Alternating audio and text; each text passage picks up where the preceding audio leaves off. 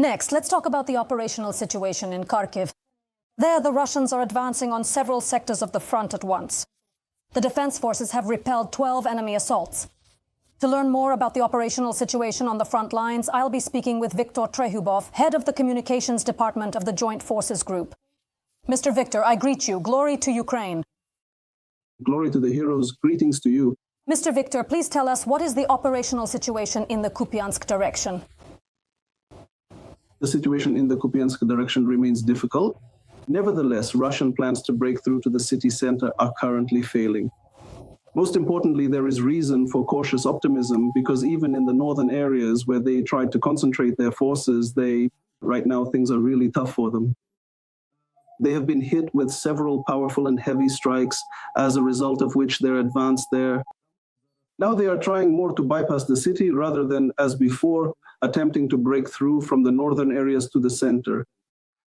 The situation is difficult, definitely difficult, but nevertheless, the easy walk they were hoping for is not happening there. And moreover, there is nothing there to confirm the words of the Russian official Vladimir Putin about some supposed encirclement. If anyone is not asking for its implementation, it is definitely not the Ukrainian forces. Mr. Viktor, I wanted to ask about Putin's statement where he again lied about the encirclement of Ukrainian defense forces in Pokrovsk and Kupiansk. Even the commander-in-chief of the Ukrainian armed forces, Oleksandr Syrsky, has already refuted this. In your view, what was the purpose of this information psychological operation? Well, it's hard to say. In fact, perhaps the only thing that comes to mind is an attempt to somehow freeze the situation, to create some kind of temporary ceasefire so their troops could consolidate their positions somewhere on the approaches to the city. Well, maybe that's the case, because sometimes they blow up a minor event, make it seem like a big deal, but here they blew it up out of nothing. And they announced it not through some clown like that very Peskov, about whom Putin himself said that even he finds what Peskov says funny, but from the lips of none other than Vladimir Putin himself. And it's not like this is a unique case. There have been similar instances before, but it's not very typical. Let's put it that way. Usually Putin leaves such lies to someone more serious. So yes, it's somewhat surprising. It's especially surprising given that there's absolutely no way to confirm it, but that's just how they're trying now. They're making claims that someone has captured something, even though the Russians simply aren't present in that area, in those numbers or in those positions to capture anyone. You recently stated that Kupiansk is under double threat, specifically from the air. What does that mean? Can you explain it to us? It's very simple. On the one hand, the Russians can attack. They can strike Ukrainian logistics using UAVs because they're positioned close enough to hit targets that are quite far away, including, for example, vehicles that arrive there. But the situation is absolutely mirrored on our side as well. We can also strike both infantry groups and vehicles that try to approach from the direction the Russians are advancing from. So it turns out that logistics to the area is complicated not just from one side, but from both sides. Precisely because of UAVs, the strike zones overlap with each other and overlap quite deeply. That is, in fact, some UAVs are flying parallel to others, just in the opposite direction. Or if we're talking about so-called waiting UAVs, they just lie in wait on opposite sides of the city. The Russian drones fly into the city and take up positions.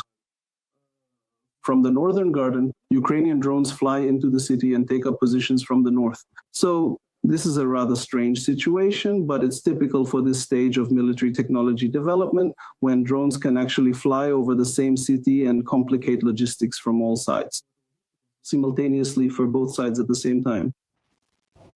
You've already mentioned that the Russians are in the northern districts of the city. So in general, what kind of numbers are we talking about when it comes to the Russians? As of now, intelligence reports about roughly 100 people. Well, that's relatively widespread. Not all of them are combat troops, but it's somewhere around 100. It's important to understand that this isn't a single group sitting in one big room, but rather several groups scattered throughout the northern districts. We're talking about the northern region of Kharkiv, not specifically the town of Ovchansk. So what is currently happening in that particular area right now? And how did the breach of the Belgorod Dam actually affect the overall course of the fighting? The Russians are actively and persistently trying to push through in the south. Of course, we're fortunate that the situation with the Belgorod Dam for them has made this push significantly more difficult and challenging for them. It simply flooded the positions of several Russian brigades, up to 5 brigades.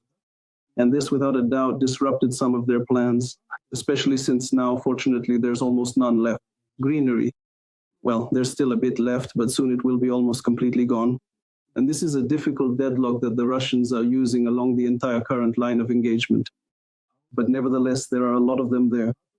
And considering their superior strength in artillery and ammunition, they are trying to take full advantage of it. That's why Ovchinsky is currently a hotspot. Mr. Viktor, what is the operational situation in the Lyman direction? Which settlements are involved? Is the enemy close? Let me give you more details now so as not to mislead you, apart from Lyman itself. Korovy Yar, Oleksandrivka, Shandrihalov, these are fairly stable directions where there is a rather steady pressure. But in the case of Lyman, we have a fairly wide gray zone, and there we have well-prepared positions, well-prepared Ukrainian units. That's why the situation there is ambiguous. There's a major storm going on. And the line of demarcation, well, in fact, with modern warfare, it's already hard to talk about any single line. But let's put it this way. Everything is very dynamic, specifically in the Lyman area. There aren't that many large settlements there, and the fighting is not deeply entrenched. And the fighting is most likely happening within the forests, within small built-up areas. That's why it can happen there that even our groups end up behind Russian groups or vice versa, which also happens. What is the enemy's tactic in these directions we're talking about today? Or does it differ from one area to another in various details? And are the Russians trying to use armored vehicles right now? In our area of responsibility, almost none. It's simply not very effective. As far as I know, that's the area of responsibility.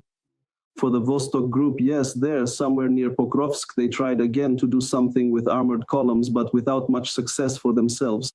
But for us, well, it's minimal. Again, first of all, where? Secondly, why? If we're talking about a situation where on the main directions there's the kind of UAV activity we see now, then using armored vehicles is just too costly for yourself. If you use it, it will just be destroyed. And it's the same story. Along the entire front line, the general tactic is very extensive use of UAVs and infiltration of infantry in small groups. This is currently the only thing that works or can work for the Russians in the situation they find themselves in. They have a lot of infantry, a lot of UAVs, a lot of ammunition, so they're starting to trade all of this advantage for kilometers gained. But trying to trade armored vehicles won't work because that would be an exchange with minimal results. Mr. Viktor, thank you very much for all this information and for finding the time to talk with us. Let me remind you who was with us. We were joined by Viktor Trehubov, head of the communications department of the Joint Forces Group. Thank you.